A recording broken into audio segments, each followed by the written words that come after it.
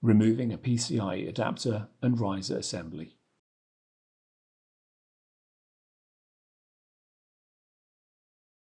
Remove the top cover.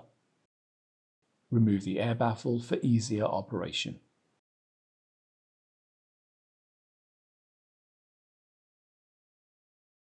Unfasten the screw that secures the riser assembly. Hold the edges of the riser assembly and carefully lift it out of the chassis.